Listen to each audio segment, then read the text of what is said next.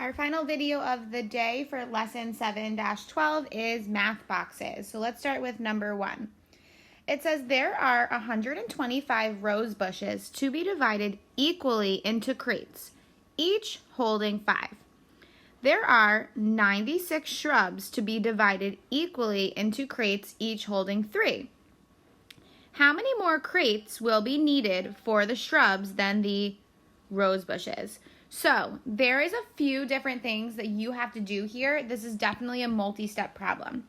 So they have 125 rose bushes, and they have to go into crates that hold 5 rose bushes each. So we're first going to figure out how many rose bushes, how many crates do they need for all 125 rose bushes. So if I did 5 divided by 125, and I did partial product, I know 5 times 20 is 100,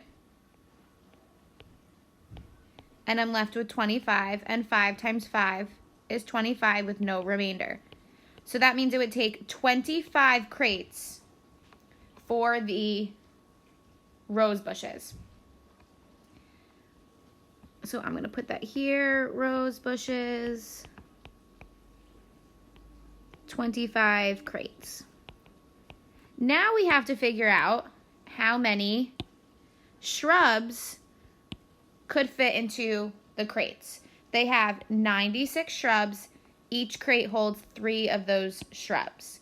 So we have to do 3 divided by 96. Well, I know 3 times 30 is 90, right? Because 3 times 3 is 9, so 3 times 30 is 90. And I'm left with 6. And 3 times 2 is 6, so there's no remainder.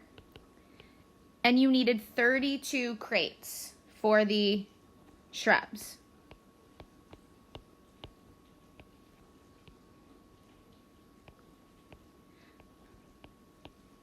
So that's step 2. Step 3 is to figure out how many more crates are needed for the shrubs than for the rose bushes. So we have to put this into a number model that includes all of the steps that we did. So the first thing would be shrubs. To figure out the shrubs, I did 96 divided by 3. So now I'm going to put that into parentheses. Then we figured out the rose bushes. How many crates are needed by doing 125 divided by 5. And then I'm going to subtract those 2, and I'd be left with X, unknown value. So if I subtracted 32 minus 25, I'm going to make this a 12 because I'm going to borrow from the tens place and make that a 2. 12 minus 5 is 7, and then 2 minus 2 is 0. So the answer is you need 7 more crates for the shrubs than for the rose bushes. Okay, let's look at number 2. Pedro went to the mall with some friends. He walked 3/8 mile to Jesse's house, then 2/8 mile to pick up Tony. Then they walked another 1/8 mile to the mall. How far did Pedro walk? Circle all of the correct answers. So we have to add all of these fractions, how far he went. So he went 3/8 plus 2/8 to Tony's, then 1/8 to the mall. And you get 6/8, which is answer C. But if you notice, now we have to try to find equivalent fractions. 3/4 is equivalent to 6/8.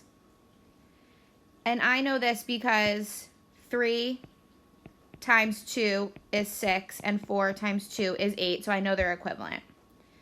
And then B and D are not equivalent. Okay, let's go to number 3. So like we've been practicing, we're going to do 2 strategies. One I'm going to do with partial quotient. The other one I'm going to do just traditional long division. So first I'm going to do partial quotient. And I know that 4 times 50 would give me 200. right? Because 5 times 4 is 20, so 4 times 50 is 200, and I'm left with 60. What is something close that can get me to 60? That's easy to do in my head. Well, I know 10 times 4 is 40, and I'm left with 20, and I know 20 is a multiple of 4 because 5 times 4 is 20, so I have no remainder.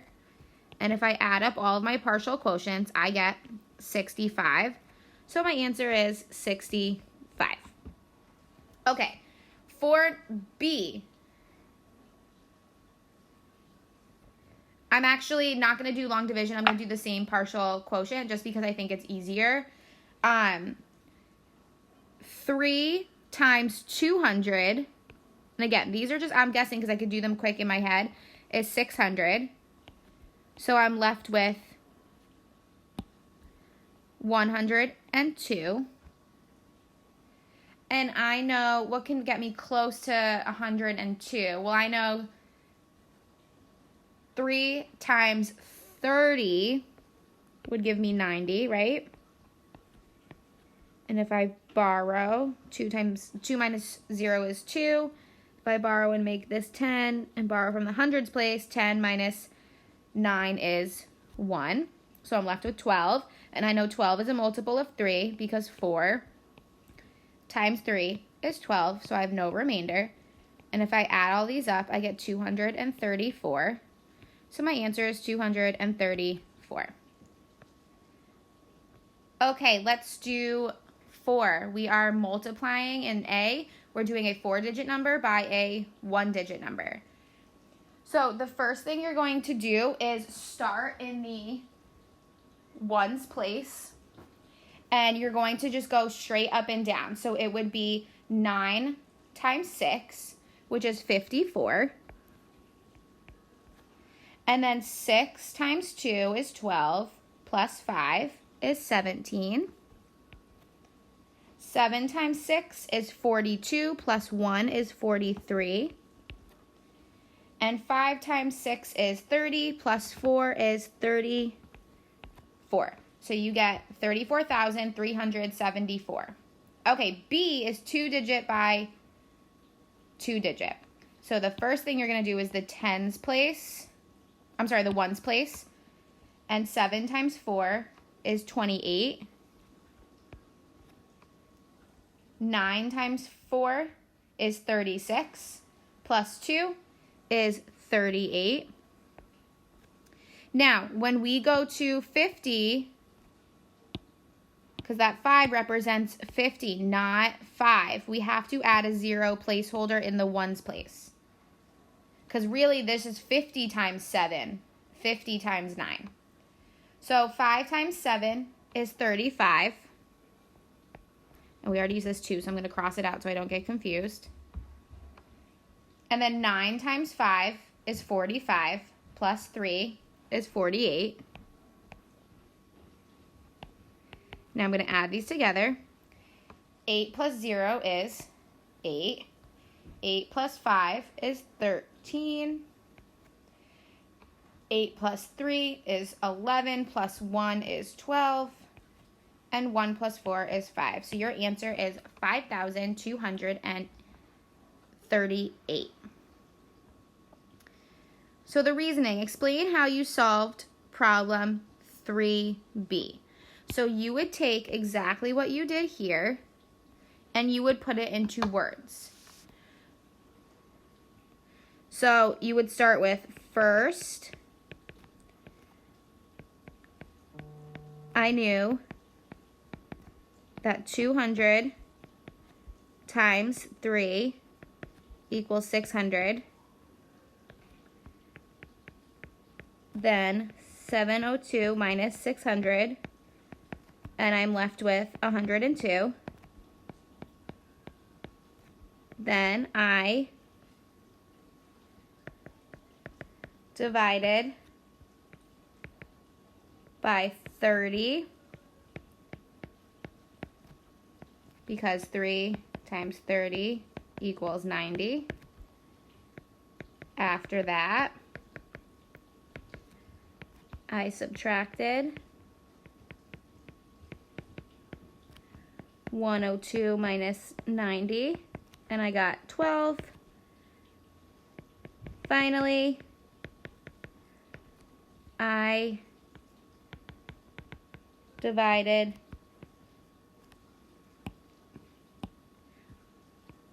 12 by 4 and got no remainder.